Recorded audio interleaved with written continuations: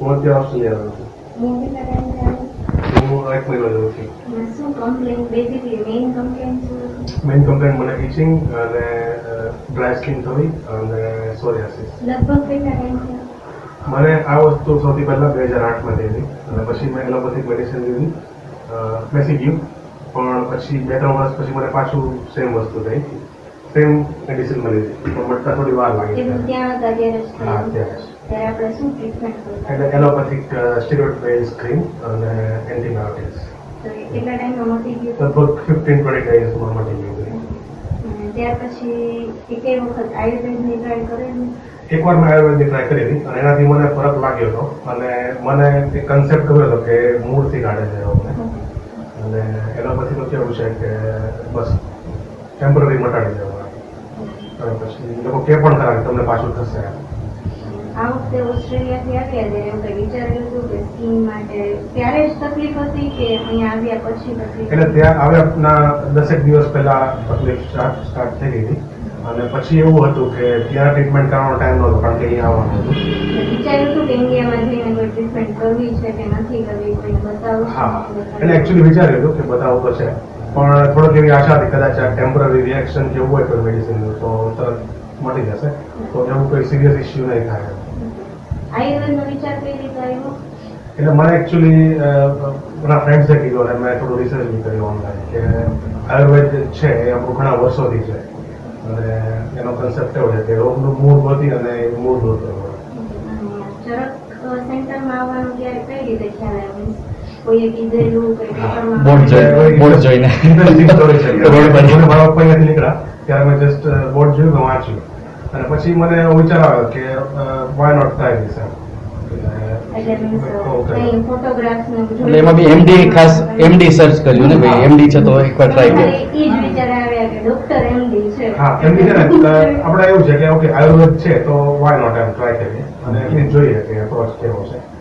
અને પછી ત્યારે આવ્યા તમે ફર્સ્ટ કન્સલ્ટ કર્યું ત્યારે તમે સ્કિનની જે કંઈ પણ પ્રોબ્લેમ હતી ત્યાર પછી શું ટ્રીટમેન્ટનો સાહેબે એડવાઇસ કરી? પંચકર્મ કરવાનું કીધું, ત્યાં સુધી પંચકર્મ વિશે આઈડિયા હતો? ના, બિલકુલ નહીં. તો શું સમજ્યું તમે પંચકર્મમાં શું કરવાનું હતું અને આપણે શું કર્યું છે? એટલે મારી અન્ડરસ્ટેન્ડિંગ પ્રમાણે પંચકર્મનો તો મને એટલો બધો ખ્યાલ નથી, પણ એમને મને એવી એડવાઇસ કરી કે મારી પ્રકૃતિ છે એ ઠંડી છે એટલે મારે ગરમી જનરેટ કરવી જોઈએ અને પસીનો થવો જોઈએ. ઇટ મીન્સ કે આપણે પ્રકૃતિ પ્રમાણે કામ કરીએ છીએ. માણસની પ્રકૃતિ જોઈને કાર્ય કરીએ છીએ કે આને કયું ડિઝીઝ છે તો બેઝિકલી એની પ્રકૃતિ. પ્રોબ્લેમ એવો છે કે સમાજમાં પેશન્ટને અને ડોક્ટરને બંનેને વિકૃતિમાં રસ છે. મને ટાઇફોઇડ થઈ ગયો છે, મને ડાયરિયા થઈ ગયા છે, મને કોન્સ્ટિપેશન છે ને, એ વિકૃતિ કહેવાય. પણ એકચ્યુઅલી પ્રકૃતિ ફર્સ્ટ ઇસ્યુ છે. આપણો નેચર જાણવો, નેચર ડોક્ટરને જણાવવો, ડોક્ટર નેચર પકડે એ પ્રમાણે ટ્રીટમેન્ટ પ્લાન કરે, ડાયટ મેનેજમેન્ટ પ્લાન કરે. પણ પ્રકૃતિ એ ઇનર સેન્સ છે અને એ ત્યાં સુધી કોઈ પહોંચતું નથી. એટલે આપણે ત્યારે ડિસાઈડ કર્યું કે તમારી પ્રકૃતિ છે એ થોડી ઠંડક વાળી છે એટલે આપણે ટ્રીટમેન્ટ જે કરીએ એ તમને ગરમી મળે એની કરીએ. ખાસ એક જ કન્સેપ્ટ હતો સાહેબ, કોઈ પણ રીતે ખાવા પીવાથી કરીએ કે ટ્રીટમેન્ટથી કરીએ, બધી રીતે તમને ગરમાવો મળવો જોઈએ. એટલે આપણે 2 ટ્રીટમેન્ટ કરી. કઈ ટ્રીટમેન્ટ કરી? એટલે અભ્યંગ અને સ્વેદન. અભ્યંગ એટલે આપણે ફૂલ બોડી માલિશ કર્યું અને પછી શેક કર્યું અને એ એટલા માટે કર્યું કે જે કંઈ પણ ખરાબ હોય છે સ્કિનમાંથી બહાર નીકળે. ત્યાર પછી આપણે સાથે સાથે દવાઓ પણ લીધી કે જે બ્લડ પ્યોરિફિકેશન કરે છે. સ્કિનના જે કંઈ પણ આપણા પ્રોબ્લેમ હતા એ ખોરાકની તકલીફ માટે હતા અને એટમોસ્ફિયરના કારણે હતા. અને સાયકોલોજી પણ ખરી. તમે ફીલ કર્યું કે આપણે વાત થઈ હતી કે સ્ટ્રેસ પણ આમાં પોતાનો રોલ પ્લે કરતો હતો. 3 વસ્તુ હતી અને આપણે કેટલા દિવસથી ટ્રીટમેન્ટ કરીએ છીએ? 5 દિવસથી. 5 દિવસથી. આજે 5 દિવસ કમ્પ્લીટ થયા. ત્યારે આવ્યા ત્યારે કઈ તકલીફ હતી? સ્કિનમાં કઈ જગ્યાએ તમને એવું લાગતું? એટલે મને પગમાં અને પેટના ભાગમાં વધારે હતું અને કાનના પાછળના ભાગમાં અને થોડો ડેન્ડ્રફ બી હતો. થાતું તો શું? ખંજવાળ આવતી અને ડેડ સ્કિન હોય એ ખરતું લાલ ચક્કામાં થતા? ક્યારેક લોહી નીકળતું હોય? વધારે ખંજવાળ જતો લોહી નીકળે. અને એવું થતું કે ખંજવાળ આવે એટલે બેસી જ ન શકીએ આપણે, કે શાંતિ ન થાય, ખંજવાળી જ નાખીએ પૂરેપૂરું, લોહી ન નીકળે ત્યાં સુધી આપણે ખોતરીએ. હા, જ્યારે વધારે વધી ગયું ત્યારે એવું થતું હતું. પછી પહેલા દિવસ ટ્રીટમેન્ટ કરી, બીજા દિવસ ટ્રીટમેન્ટ કરી, તો શું લાગતું હતું તમને? કઈ કઈ જગ્યાએ તમને ફાયદો થયો? મીન્સ સ્કિન લાલ થતી બંધ થઈ, ખંજવાળ ઓછી આવતી થઈ, એવું તમને ક્યારથી લાગવા માંડ્યું? ફર્સ્ટ ડે જ હું જ્યારે ઘરે ગયો ત્યારે મને ખંજવાળ ઓલમોસ્ટ 60-70% ઓછી થઈ ગઈ હતી અને એકદમ ફ્રેશ ફીલ થતો હતો. અને પછી જસ્ટ 4-5 કલાક પછી થોડુંક ડ્રાય થયું એટલે પછી મેં ઓઇલ યુઝ કરી, કોકોનટ ઓઇલ, અને પછી ખંજવાળ ઓલમોસ્ટ બંધ જ થઈ ગઈ છે ત્યારે. એટલે હવે 5 દિવસ થયા તો પર્સન્ટેજમાં આપણે જોવું હોય તો આપણે કેટલું સમજી શકીએ કે આપણને કેટલી રિલીફ હોય? ઓલમોસ્ટ 80% રિલીફ છે અત્યારે 5 દિવસમાં. 80% જેવું લાગે છે. આપણે અત્યારે કંઈ ખોરાકમાં કંટ્રોલ કર્યું, ફૂડમાં કંઈ પણ ચેન્જ કર્યા અહીંયાથી તમને સાહેબે કીધેલા છે? એટલે મીન્સ શું કેર કરવી જોઈએ? કોઈ પણ તમારા જેવું પેશન્ટ છે તો એને સ્કિન માટે શું ખ્યાલ રાખવો જોઈએ, શું ધ્યાન રાખવું? એટલે જો મારા જેવી તાસીર હોય તો પછી મરચાવાળો કેવી વસ્તુ ખાવી કે ભાઈ જેના તમને તીખું લાગે, સ્વેટિંગ થાય અને થોડો કફ તૂટે એટલે એનાથી ફાયદો થાય. એટલે આપણે હંમેશા મરચાની જગ્યાએ મરી સાહેબે કીધું યુઝ કરવું જોઈએ, જેનાથી ગરમાવો મળશે આપણને. કોઈ પણ આથાવાળો ખોરાક લેવાનો નથી, કોઈ મેંદાવાળો ખોરાક, બ્રેડ, બટર એ કોઈ પણ વસ્તુ લેવાની નથી, પણ જે લેવાનું છે લીલાવાળા શાકભાજી, હળદરનો વધારે પડતો ઉપયોગ અને તીખાનો વધારે પડતો ઉપયોગ, આટલી વસ્તુઓનો આપણે કાયમ માટે ધ્યાન રાખવાનું છે. ક્યારેય કોઈ વાસી બગડેલો ખોરાક લેવાનો નથી જેનાથી આપણને નુકસાન થાય છે. અને બેઝિકલી શિરોધારા પણ આમાં કામ આપે. સ્ટ્રેસ જેને વધારે રહેતો હોય, જેના સાયકોલોજી પણ ડિસ્ટર્બ રહેતી હોય, એના પણ સ્કિનમાં તકલીફ પડે. આપણે કંઈ ટાઈમ પણ નહોતો એટલે કર્યું જ નથી. અને સાથે સાથે જેને વધારે તકલીફ હોય એમાં આપણે વિરેચન હોર્મોન પણ કરાવીએ છીએ, જે બોડી પ્યોરિફિકેશન કહેવાય.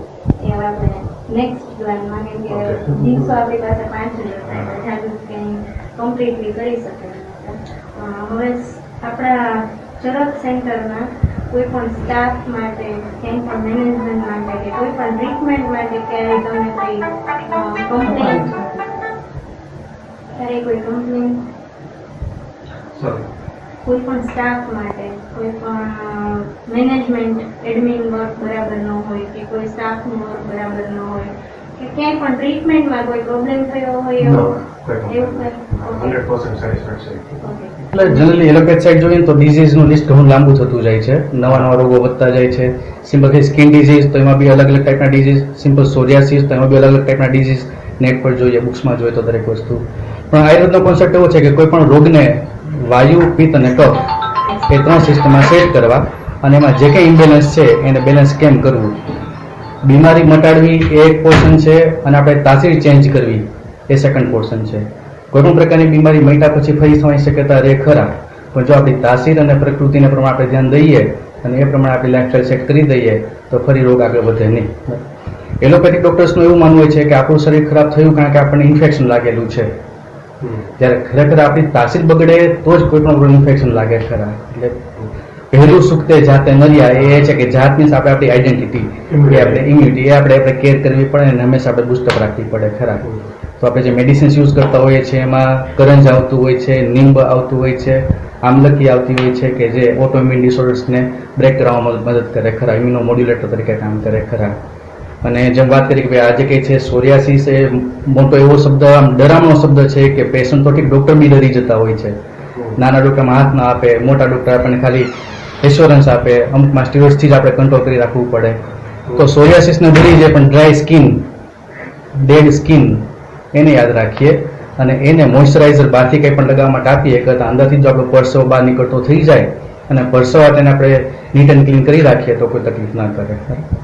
તો સોરિયાસિસ કોસ્ટલી ટ્રીટમેન્ટ નથી, ધારીએ તો ખાલી હળદર, આદુ, અજમો, તજ, તીખા, પર્સ્પિરેશન, સન એક્સપોઝર, સનબાથ, સોનાબાથ, સ્ટીમ બાથ એ પ્રકારની કોઈ પણ પ્રકારની હીટિંગ પ્રોસેસથી પણ આપણે કવર અપ કંટ્રોલ કરી શકીએ છીએ. અને ઘણા લોકોને એવા માન્યતા હોય છે, ડૉક્ટર બી ઘણા કહેતા છે આ ન મટે એવી બીમારી છે અથવા તો તમને વારંવાર દર શિયાળામાં તકલીફ કરી જ શકશે, બરાબર કરશે જ. ઘણા પેશન્ટમાં જોયું છે કે શિયાળામાં લોકો ત્રાસી જાય, થાકી જાય, હેરાન થઈ જાય, ફરી પાછું વધતું હોય. પણ ગૌરવ આપણે યાદ રાખવાનું કે મારામાં શિયાળો આવવો ન જોઈએ. જેવો શિયાળો વધે આપણે આપણી હીટિંગ પ્રોસેસ વધારી દેવાની, પર્સ્પિરેશન વધારી દેવાનું એટલે આપણને ફરી રિકરન્સ ન થાય, બરાબર.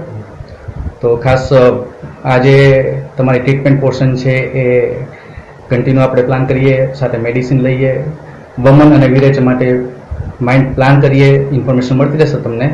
પણ જ્યાં એવું લાગે કે આપણે રિકરન્સ પછી જ્યારે પણ આપણે ફરી પાછું પ્લાન કરશું ત્યારે ધ્યાન રાખવાનું. ત્યાં સુધી 1 થી 2 મહિના હજી થોડુંક સાદી મેડિસિન અને ત્યાર પછી જ્યારે પણ અનુકૂળતા હશે ત્યારે 10 થી 12 દિવસનો સમય લઈને પંચકર્મ કરીશું.